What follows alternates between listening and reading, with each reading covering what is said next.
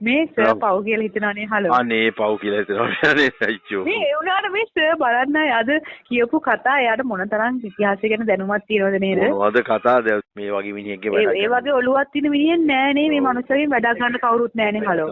ඇත්තම කතන්දරේ සජිත් සර්ටවත් උඹ දැනුමක් නෑනේ හලෝ ඇත්ත කතාව.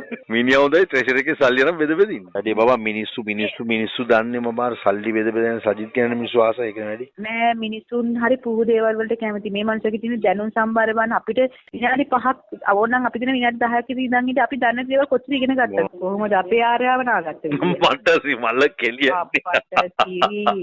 නලව කියනවනේ සොළුව හොල්ල නෝන්දි කියන්නේ අයියේ දැන් ඔය වෙච්ච ඩැමේජ් එක අපිට හදන්න බැරි ඩැමේජ් එකක් ඒ උනේ. අර මිනිස්සයා මම ගෙවල් 100 කිලෝ ඕපන් කරපු එක දවසෙන් කෑවනේ. ඒ බල්ස අච්චර රබර් සෙරපු දාගෙන කරගැට එනකන් ඇවිදලා අවුරුදු ගාණක් හදාගත්ත එක දවසින් ගෑණි වැඩේ කෙලෙව්වා. වැඩක් නැහැ හලෝ කතා කරලා. කවදාවත් ඔය ගෑනුන්ව දාන්න හොඳ නැහැ නේද අම්මේ ලෙඩක්. ඒවල ඔව් අනවශ්‍ය මගුලක්. විශේෂයෙන්ම නායකත්වයේ බලාගෙන ඉන්න මිනිස්සු මොනා වුණත් චිරන්ති එහෙම කවදා ස්ටේජ් වල කතා කරන්න වගේද බබා මේ රනිල් ලොක්කාගේ මෛත්‍රීත් කවදාවත් බබා එහෙම ඒකනේ අර ක්වොලිටි